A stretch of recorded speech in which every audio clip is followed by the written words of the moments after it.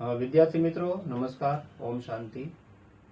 તો આજે આપણે ફૂગના અભ્યાસમાં આગળ વધીએ. તો ફૂગ સૃષ્ટિનો વર્ગ બેસિડિયોમાઇસેટિસ ના લક્ષણો આજે આપણે જોવાના છે. તો પ્રશ્ન છે, બેસિડિયોમાઇસેટિસ વર્ગની ફૂગના લક્ષણો વર્ણવો. તો સામાન્ય રીતે બેસિડિયોમાઇસેટિસ વર્ગના સ્વરૂપો મશરૂમ, બ્રેકેટ ફંજાઈ અને પફ બોલ્સ તરીકે જાણીતા છે. એટલે કે સામાન્ય રીતે ફૂગનો જે આ વર્ગ બેસિડિયોમાઇસેટિસ છે એના જે જુદા જુદા સ્વરૂપો છે એ કયા નામે ઓળખાય છે? તો કે મશરૂમ, બ્રેકેટ ફંજાઈ અને પફ બોલ્સ તરીકે જાણીતા છે.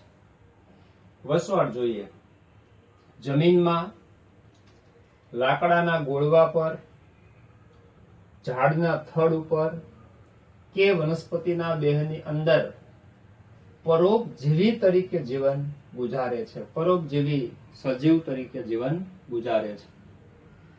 દાખલા તરીકે ગેરુ એટલે કે રસ્ટ અને અંગારીઓ એટલે કે સ્મટ જેવા જે રોગો છે વનસ્પતિજન્ય એ બેસિડિયોમાઇસેટિસ વર્ગની ફૂગને કારણે થાય છે. હવે કવકજાળની વાત કરીએ તો કવકજાળ છે શાખિત અને પડદાયુક્ત છે. મિત્રો આપણે આગળ જોઈ ગયા કે ભાઈ ફૂગની કવકજાળ છે, જે ફૂગનું શરીર છે, એ ફૂગનું જે શરીર છે એને કવકજાળ કહેવાય છે. તો આવા જે કવક તંતુ છે એ શાખિત છે અને આવા પડદા હોય છે એટલે કે પડદાયુક્ત છે. તો કવકજાળ શાખિત અને પડદાયુક્ત છે. અલિંગી પ્રજનન. અલિંગી બીજાણુ ગેરહાજર એટલે કે બીજાણુ નિર્માણ થતું નથી. એટલે કે અલિંગી પ્રજનન બીજાણુ દ્વારા થતું નથી. અવખંડન દ્વારા વાનસ્પતિક પ્રજનન કરે છે. હવે વાનસ્પતિક પ્રજનન એ અલિંગી પ્રજનનનો જ પ્રકાર છે. હવે અવખંડન દ્વારા વાનસ્પતિક પ્રજનન થવું એટલે શું? દાખલા તરીકે આ વનસ્પતિનું ફૂગનો તંતુ છે, તો આ ફૂગના તંતુના ટુકડા થાય. દાખલા તરીકે આવા બે ટુકડા થઈ જાય છે કે ગમે તેટલા ટુકડા થાય. હવે આ ટુકડો છે, દરેક ટુકડો વૃદ્ધિ પામી અને ફરીથી એમાંથી ફૂગનો નવો તંતુ બનાવે છે. આખા ફૂગ નવો છે એ બનાવે છે. બરાબર છે? એની કવક ઝાડનું નિર્માણ કરે છે એટલે નવા ફૂગના તંતુ છે એ બનવા લાગે છે. બરોબર? તો જેટલા ટુકડા થાય છે એટલા નવા ફૂગનું સર્જન થાય છે.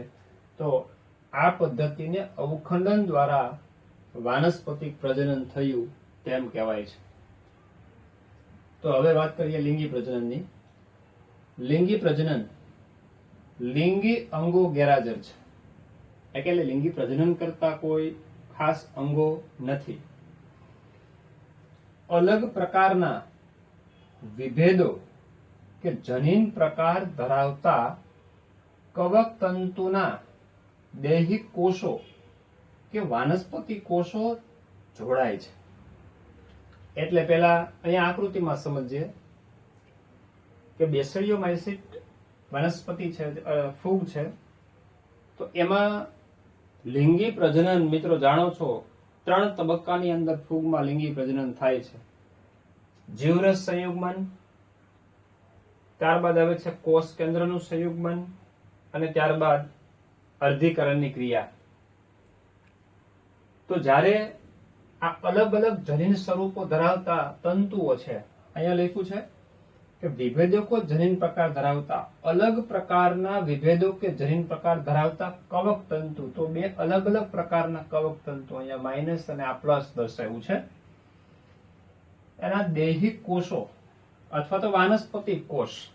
તો આ એના કોષો દર્શાવ્યા છે, દૈહિક અથવા વાનસ્પતિક કોષ છે, એ જોડાણ ધરાવે છે. એનું જોડાણ થાય છે. એટલે અહીંયા આકૃતિમાં જુઓ, આ એક સ્વરૂપ છે, આ બીજા સ્વરૂપ છે. બંને કોષો વચ્ચે જોડાણ થાય છે, જેને જીવરસનું સંયુગ્મન આપણે કહીએ છીએ. એટલે આ કોષ કેન્દ્ર અને આ કોષ કેન્દ્ર એ બંને એક જ કોષ બની જાય છે. એટલે કે બંનેના જીવરસ છે એ સંયુગ્મન પામે છે. આને જીવરસનું સંયુગ્મન કહેવામાં આવે છે. અને તેમની વચ્ચે જીવરસનું સંયુગ્મન થાય છે. ત્યારબાદ દ્વિકોષ કેન્દ્રીય રચના બને છે. હા, તો હવે જોઈ શકો છો. હવે અહીંયા શું થાય છે, પહેલા આપણે આકૃતિની અંદર સમજી લઈએ કે અહીંયા આ દ્વિકોષ કેન્દ્રીય અવસ્થા થઈ ગઈ. એક કોષની અંદર જોડાણ થઈ ગયું જીવરસનું. હવે આ જે બંને કોષ કેન્દ્રો છે એ બંને કોષ કેન્દ્રનું વિભાજન થશે. એટલે આ કોષ કેન્દ્ર છે એમાંથી બે નવા કોષ કેન્દ્ર બનશે, અને આ જે કોષ કેન્દ્ર છે એમાંથી પણ બે નવા કોષ કેન્દ્ર બનશે. ત્યારબાદ આ કોષમાંથી આ ક્લેમ્પ કનેક્શન, એટલે કે આ બાજુનો જે કોષ છે અને આ બાજુનો જે કોષ છે એમની વચ્ચે આવા તંતુ દ્વારા એક કનેક્શન બને છે. ક્લેમ્પ કનેક્શન કહેવામાં આવે છે. અને એ ક્લેમ્પ કનેક્શન દ્વારા અહીંયાથી આ જે એક કોષ કેન્દ્ર છે એ એના બાજુના કોષની અંદર, અને અહીંથી આ એક કોષ કેન્દ્ર છે આ બાજુના કોષની અંદર દાખલ થાય છે. એટલે પરિણામે પરિસ્થિતિ શું થશે કે આ કોષ કેન્દ્ર છે અહીંયા આવી જશે, એટલે અહીંયા બે કોષ કેન્દ્ર બની જાય. એક કોષ કેન્દ્ર અહીંયા બાજુના કોષમાં જાય એટલે અહીંયા બે કોષ કેન્દ્ર બની જાય. અહીંયા પણ બે કોષ કેન્દ્ર. એટલે દરેક કોષ છે અહીંયા દ્વિકોષ કેન્દ્રીય અવસ્થામાં આવે છે. ડાયડ અવસ્થા થઈ ગઈ, દ્વિકોષ કેન્દ્રીય અવસ્થા. તો દ્વિકોષ કેન્દ્રીય રચના બને છે કે જે પ્રકણી બીજાણુ ધાની બેસિડિયમ તરીકે વિકાસ પામે છે. હવે આ દરેક કોષ છે એમાં આવી એક ઉપસેલી ગોળાકાર રચના બધા કોષોની અંદર ઉત્પન્ન થાય છે, જેને બેસિડિયમ કહેવામાં આવે છે. બેસિડિયમ એટલે પ્રકણી બીજાણુ ધાની. તો આ પ્રકણી બીજાણુ ધાની જેવી રચના છે એ ઉત્પન્ન થાય છે. તેમાં કોષ કેન્દ્ર સંયુગ્મન થાય છે. ત્યાર પછીના સ્ટેજની આકૃતિ જુઓ કે આ બે બે કોષ કેન્દ્ર છે એ બેસિડિયમ બની જાય છે. પછી એક કોષ કેન્દ્રો બેસિડિયમમાં સ્થળાંતરણ પામે છે. આ બે કોષ કેન્દ્ર છે એ દરેક બેસિડિયમમાં બે કોષ કેન્દ્ર છે એ ગોઠવાઈ જાય છે. હવે કોષ કેન્દ્ર સંયુગ્મન થાય છે. આ આકૃતિમાં જુઓ, આ બે કોષ કેન્દ્ર હતા એ જોડાઈ જાય છે. આ દરેક સ્થાને બે બે કોષ કેન્દ્રનું જોડાણ થઈ જાય છે, એટલે કે દ્વિકીય યુગ્મ નજનું નિર્માણ થાય છે. તો એકીય કોષ કેન્દ્રો જોડાવાથી દ્વિકીય યુગ્મ નજનું નિર્માણ થાય છે. તો કોષ કેન્દ્ર સંયુગ્મન થાય છે એટલે યુગ્મનજ બની જાય છે. આ યુગ્મનજનું અર્ધીકરણ થવાથી 4 પ્રકણી બીજાણુ, જેને બેસિડિયોસ્પોર કહેવામાં આવે છે, એ ઉત્પન્ન થાય છે. એટલે અહીંયા જુઓ, આ એક બેસિડિયમ છે. તો અહીંયા આકૃતિની અંદર આ એક બેસિડિયમની રચના આ દર્શાવી છે. આ એક બેસિડિયમ છે, બરાબર, અહીંયા લખેલું છે આ બેસિડિયમ છે. હવે યુગ્મનજ છે, બરાબર, એનું અહીંયા અર્ધીકરણ થાય છે. એટલે આ છે એ અર્ધીકરણ તબક્કો છે, ત્રીજો તબક્કો. તો અર્ધીકરણ થાય એટલે એક યુગ્મનજમાંથી, બરાબર છે, 1 આ 2 આ 3 અને 4 બેસિડિયોસ્પોર બને છે. બેસિડિયોસ્પોર માના પ્રકણી બીજાણુઓ, બરાબર છે, પ્રકણી બીજાણુ, જેને બેસિડિયોસ્પોર કહેવામાં આવે છે, એ કઈ રીતે ઉત્પન્ન થાય છે? તો કે આ પ્રકણી બીજાણુઓ પ્રકણી બીજાણુ ધાની પર બહિર્જાત રીતે ઉત્પન્ન થાય છે.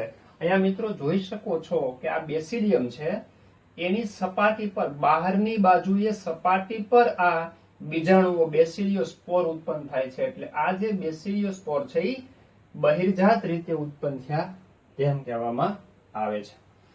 તો તો પ્રકણી બીજાણુ ધાની પર બહિર્જાત રીતે ઉત્પન્ન થાય છે. બધી જ પ્રકણી બીજાણુ ધાની આવી બધી જ પ્રકણી બીજાણુ ધાની ફળકાયમાં ગોઠવાયેલી હોય છે, જેને પ્રકણી ધાની કાય કહેવામાં આવે છે. ફળકાય એટલે કે અહીંયા આ આકૃતિ છે, બરોબર છે. પ્રકણી ધાની કાય જેને બેસિડિયો કાર્પ કહેવામાં આવે છે. તો આ બેસિડિયો કાર્પ છે ફળકાય, પ્રકણી ફળકાય, આ બેસિડિયો કાર્પ, બરાબર છે. સામાન્ય રીતે આપણે આવી આકૃતિ જોઈએ છે મિત્રો, બિલાડીનો ટોપ કહીએ છીએ આપણે, બરાબર. તો એમાં આજે છત્રીના સળિયાની જેવી આ બધા તંતુઓ દેખાય છે. એ દરેક તંતુમાં આવા જે એક એક કોષ અને એના છેડે આવી જે બેસિડિયમ છે, બરાબર, આ બેસિડિયમ છે. તો એ બેસિડિયમ છેડા પાસે ગોઠવાયેલી હોય છે, જેમાં અર્ધીકરણ થાય યુગ્મનજનું અર્ધીકરણ થાય એટલે જે બેસિડિયો સ્પોર બને છે એ બેસિડિયો સ્પોર મુક્ત થાય, બરાબર છે. અને એ ફરીથી એવા મતલબ કે અંકુરણ પામે છે અને એને યોગ્ય વાતાવરણ મળે ત્યારે ફરીથી એ આવા નવા જે ફૂગના તંતુઓ છે એનું નિર્માણ કરે છે. એટલે કે આ બેસિડિયો સ્પોર છે એ જ્યારે મુક્ત થાય, બેસિડિયમ માંથી મુક્ત થાય ત્યારે મુક્ત થયેલા એ અંકુરણ પાવી અને નવી ફૂગની વસાહત અથવા નવા ફૂગના તંતુ બનાવે છે, નવા ફૂગનું નિર્માણ ક્રિયા કરે છે, બરોબર. તો મિત્રો આ થઈ લિંગી પ્રજનનની વાત. ફરીથી લિંગી પ્રજનનની વાત કરીએ તો કે સૌથી પહેલા શું થાય છે મિત્રો, જે અલગ અલગ પ્રકારના વિભેદો છે, જનીન સ્વરૂપે અલગ અલગ કવક તંતુ છે, એના દૈહિક કોષો કે જે વાનસ્પતિક કોષ આપણે કહીએ છીએ, એમના વચ્ચે સંયોજન થાય છે, એટલે કે જીવરસનું સંયુગ્મન થાય છે, બરાબર છે. જીવરસનું સંયુગ્મન થાય છે. ત્યારબાદ આ જે કોષ કેન્દ્રો છે, આ કોષ કેન્દ્રનું વિભાજન થાય છે. આ કોષ કેન્દ્રના વિભાજનથી બે નવા કોષ કેન્દ્રો બન્યા, આના વિભાજનથી બે નવા કોષ કેન્દ્રો બન્યા. આ કોષ કેન્દ્રો ક્લેમ્પ કનેક્શન દ્વારા બાજુના કોષમાં ટ્રાન્સફર થાય છે અને દરેક કોષમાં દ્વિકોષ કેન્દ્રીય અવસ્થા ઉત્પન્ન થાય છે.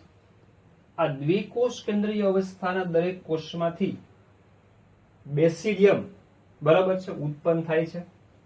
એટલે કે પ્રકણિકા ધાની જેને કહેવામાં આવે છે, બેસિડિયમ, પ્રકણી બીજાણુ ધાની. તો એ ઉત્પન્ન થાય છે દરેક કોષમાંથી. હવે જે બે કોષ કેન્દ્રો છે એ બેસિડિયમમાં દાખલ થાય છે, બરાબર છે. અને ત્યારબાદ કેરિયોગેમી એટલે કે કોષ કેન્દ્રનું સંયુગ્મન થવાથી આ બંને કોષ કેન્દ્રો જે બેસિડિયમની અંદર છે એ યુગ્મનજમાં પરિણમે છે. અને યુગ્મનજ કેવું બને છે? દ્વિકીય. અચ્છા, હવે યુગ્મનજનું અર્ધીકરણ થાય છે. યુગ્મનજનું અર્ધીકરણ થવાથી 4 બેસિડિયો સ્પોર બને છે. આ 4 બેસિડિયો સ્પોર બહિર્જાત બહાર તરફ ઉત્પન્ન થાય છે, એટલે એને બહિર્જાત રીતે ઉત્પન્ન થયા કહેવાય છે. અને એ જ્યારે બેસિડિયમમાંથી મુક્ત થાય અને એ ફરીથી અંકુરણ પામે ત્યારે ફરીથી નવા ફૂગનું નિર્માણ કરે છે. આ બેસિડિયો સ્પોર છે, બરાબર, એ પ્રકણિકા ફળકા એટલે કે બેસિડિયો કાર્પ કહેવાતી રચનામાં આવેલા હોય છે, ગોઠવાયેલા હોય છે. ચાલો મિત્રો હવે ઉદાહરણ જોઈએ. એગેરિક્સ એટલે કે મશરૂમ, જેને સામાન્ય ભાષામાં આપણે બિલાડીનો ટોપ કહીએ છીએ. યુસ્ટિલાગો જે અંગારિયા માટે જવાબદાર ફૂગ છે, અંગારિયાના રોગ માટે જવાબદાર ફૂગ છે, યુસ્ટિલાગો કહેવાય છે. અને પક્સિનિયા જે ગેરુ રોગ માટે જવાબદાર ફૂગ છે, બરાબર. તો એગેરિકસ, યુસ્ટિલાગો અને પક્સિનિયા આ બેસિડિયોમાઇસેટિસ વર્ગની ફૂગના ઉદાહરણ છે. ઓકે મિત્રો, નેક્સ્ટ લેક્ચરમાં આગળ વધશું. ઓમ શાંતિ.